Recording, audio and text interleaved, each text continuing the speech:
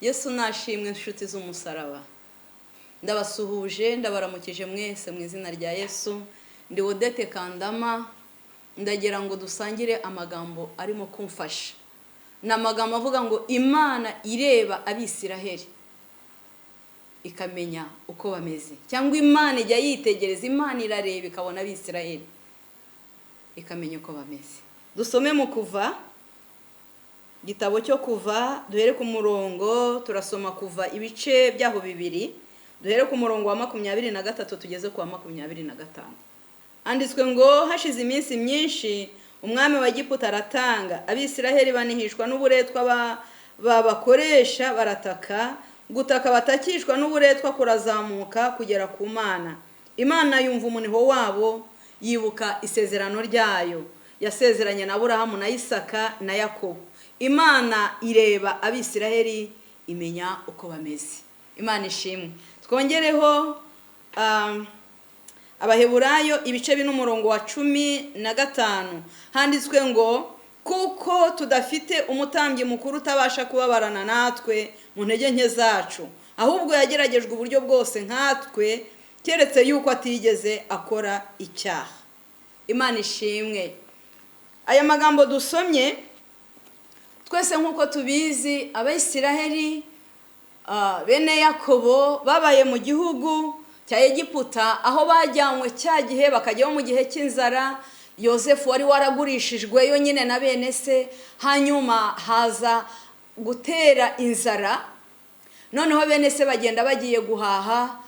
Yosefu aza kubamenya, arababwira ngo mugende muzanzanire papa, data na wazazi, turi kwihuta. Hanyuma nuko bimukiyeyo bajya mu gihugu cya Egiputa, barahatura, bagubwa neza, bahamara igihe kinini. Noneho rero igihe kigeze, Yakobo yaje gupfa, Yosefu yaje gupfa, hasigara abuzukuru, wenda n'abuzukuruza. Hari hashize imyaka myinshi igera nko kuri 400. Nuko umwami wari uhari waje kwima, haza kwima umwami.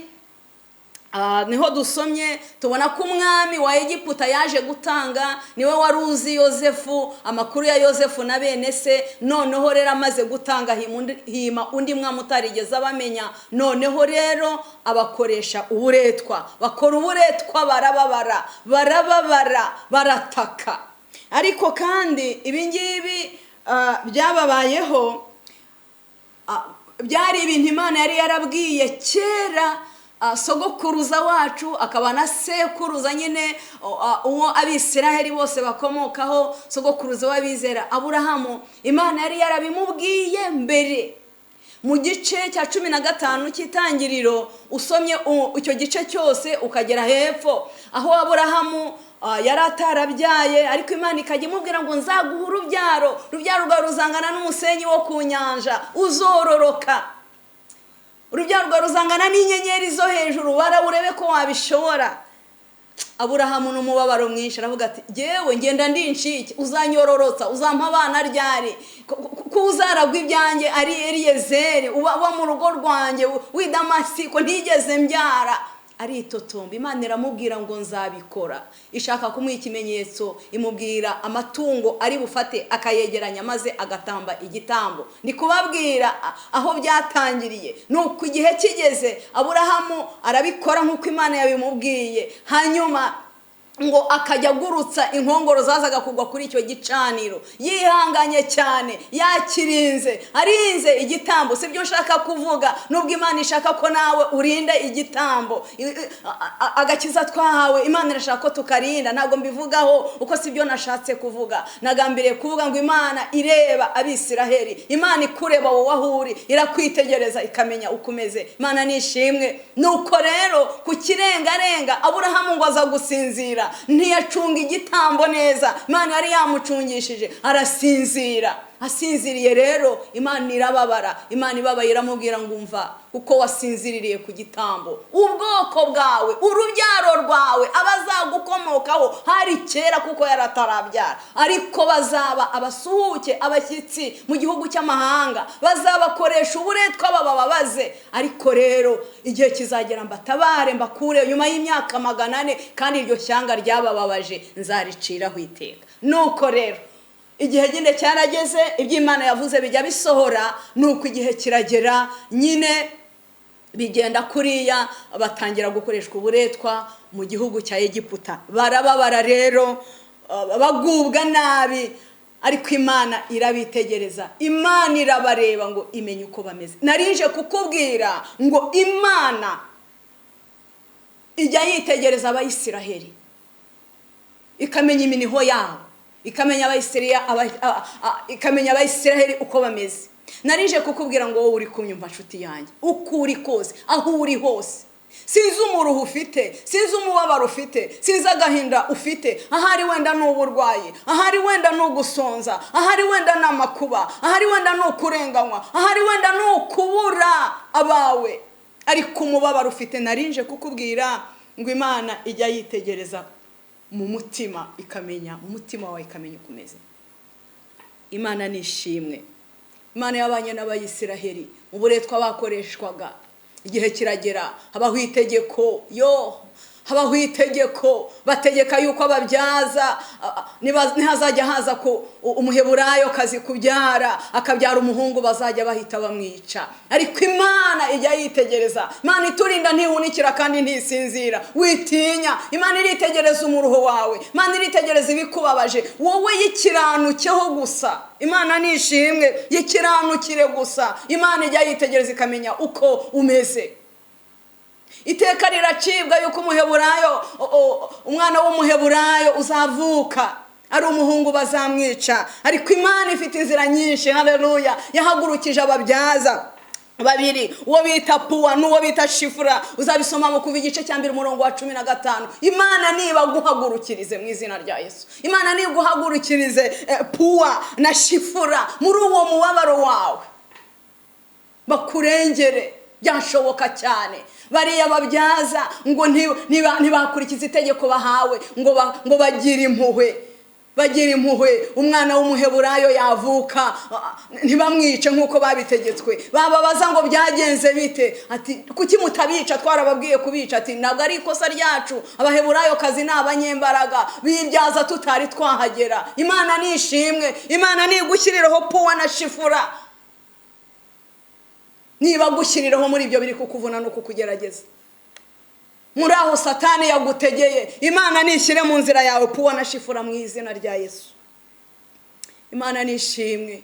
Abisiraheli barataka, Abisiraheli baravunika mu muborogo wabo, mu muniho wabo. Icyo nabonye kimwe nasomye muri iki gitabo nuko nguko bagendaga bababaza, uko bagendaga babatsikamira, babakoresha uburetwa, nicyababuzaga kororoka. Imana nishimwe. Satani azaterana, birigivuga ngo bazaterana, ariko ntabwo Imana ari izabibateranije. Nubwo bimeze bityo, ntabwo bizabuza ko icyo Imana yakugambiriye izagisohoza. Imana nishimwe. Narinje kukubwira ngo uko biri kose, Imana iri kwitegereza umubabaro ufite, Imana iri mwiritegereza agahinda ufite. Humurira kureba ukomeze. Bese n'uburwayi, bese n'ubukene, bese niguma mu rugo wabuze icyo urya, Imana nigufashe. Niba uyikiranukiye, niba ubanye nayo neza, humura, irimo irakwitegereza amarira yawe, gusenga kwawe kuyigeraho. Icyaha cyonyine nicyo gituma gusenga kutagera ku Mana. Icyaha cyonyine cyo kidutandukanya n'Imana, cyo gikuraho ubushuti bwacu n'ubusabane n'Imana. Niba ntacyo umutima ukurega, ihangane. Imana irakwitegereza ikamenya uko umeze. Uko yitegereje Abisiraheli ikamenya uko bameze, nawe irakwitegereza ikamenya uko umerewe, kandi ntabwo iri kure yawe. Niri kure y'umuntu wese. Birarambwiye ngo ni Imana ya hose na hafi na kure. Imana nishimwe. Imana imaze kubona umubabaro wabo, Imana imaze kubona gutaka kwabo, kubera ko yamenye uko bameze, ikabona ko ikwiye kubarenganura ikahabavana. Nibwo yasanze Mose, iramusura, ivugana nawe. Aragiye intama za sebukwe Yetiro, Imana ivugana nawe, ivuganira nawe mu gihuru cyari gihari, cyashyaga ariko ntigikongoke. Imana ihagurutsa Moyize ngo ajye kubakura muri ubwo buretwa. Imana niguhagurukirize Moyize mu izina rya Yesu. kubw'icyo kigutsikamiye kikuruhije. Imana niguhagurukirize Puwa na Shifura muri ibyo bikuruhije, muri uwo mubabaro, mu izina rya Yesu. Nabonye umuntu bita Eliya agira initiative maze igihe kiragera abantu babuze ibyo kurya, Imana imuhagurukiriza ibikona bimugaburira inyama n'umutsima. Imana niguhagurukiriza ibikona mu izina rya Yesu. Imana niguhagurukiriza ibikona bikuzanira ibyo kurya. Ibikona biracyahari, maboko y'Imana si magufi. Twasomye mu Baheburayo ibice 15 dufite Yesu umutambyi ujya ubabarana natwe. Yesu azi inzara, Yesu azi gusonza, Yesu azi kubabara, Yesu azi gutotezwa uko bumeze. Icyo uri gucamo cyose Yesu yagiciyemo, ibyo unyuramo byose Yesu yabinyuzemo. Icyo atakoze nuko atakoze icyaha gusa, ariko Yesu yabinyuzemo. Rero dufite umutambyi mwiza witwa Kristo ujya ubabarana natwe. Imana nishimwe. Yarababajwe, yarageragejwe nkuko natwe twageragejwe, ariko ngo ntiyigeze akora icyaha. Rero Bibiliya yarambwiye mu Baheburayo ibice 2:18 ngo ubwo yababajwe, ubwo yageragejwe, ariko akanesha. Haleluya! ngo basha gutabara abageragezwa bose. Humura, Imana ikwitegereza, irimo irakureba ikabona ukumerewe. Imana yarebye umubabaro wa Eliya kubera ishyaka ry'inzu y'Imana yari yagize. Amazi agakama, imvura ikabura, amapfa agacana. Imana ishimwe.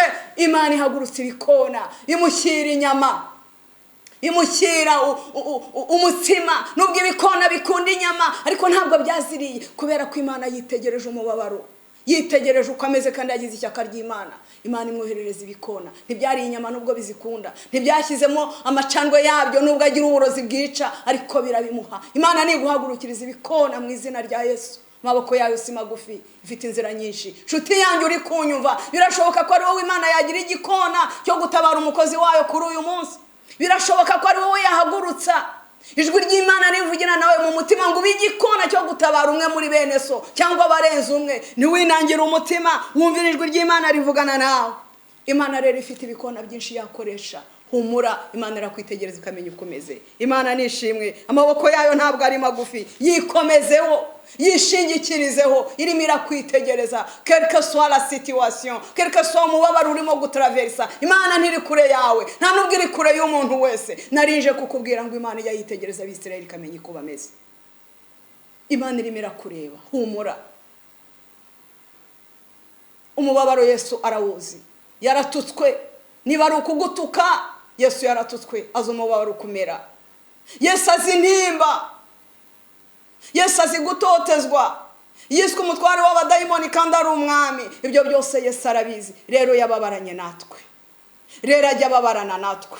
Rero byose arabizi kandi yabinyuzemo. Humura, ntabwo ari kure yawe, kandi amaboko yayo ntabwo ari magufi. Amaboko ya Kristo ntari magufi, amaboko y'Imana ntabwo ari magufiya. Haleluya! Imana ifite inzira nyinshi zirenga 1000. Imana yakukagurukiriza ibikona. Humura, Keriti Imana yayifungura ukabona amazi yo kunywa. Humura, yinambeho, accroche toi, yinambeho, wirinde kuyicumuraho. Imana iraharira gukunda. Narinje kubikwibutsa. Niwitotombe, niwiganyire, nucika intege, nugira ubwoba, yegere, uyiyakrosheho. Humura, ntabwo izaguhana. Bibiliya yambwiye nkuko nabivuze ngo ubwo Yesu yababajwe kandi akageragezwa atyo, abasha gutabara abageragezwa bose. Humura, tuza umutima, Yesu ntari kure yawe, afite inzira nyinshi zirenga 1000. Yategeka bikamwumvira, yatuma ibikona bikakugeraho. Humura, tegereza Imana wihanganye. Muri guma mu rugo urimo, mu ibibazo bitandukanye, guma aho ngaho ihangane, senga Imana. Ntacyo wakora, uri mu nzu, madirishya arafunze, ntacyo wakora, ariko humura, Imana irakwitegereza ikamenya ukomeze. Yewe umwuka uranagukomanga ngo ubigikona uyu munsi cyo gusura mwene so. Niwe nagira umutima ukora icyo umwuka w'Imana akutegeka. Imana rero nibaho umugisha. Imana nihagurutse Moyize, umeze nka Moyize mu kigeragezo kirimo kikuvuna, aza gutabare agukureyo. Imana nihagurutse uwo bita Puwa, uwo bita Shifura, nkuko yabahagurukije bakarengera bari abana b'Abaheburayo bavukaga b'abahungu ntibicwe. Imana iracyabafite, baracyahari. Imana nibahagurutse mu izina rya Yesu. Imana nihagurutse ibikona mu izina rya Yesu. Imana nikugirire neza. Narije kukubwira ngo Imana ireba Abisirayeli imenye uko bameze, yiyakurusheho, umura ntabwo ari kure yawe. Imana nigufashe, Imana nigushyigikire, Imana niguha imbaraga z'umutima, ukomere, witegereze, wihanganye mu izina rya Yesu.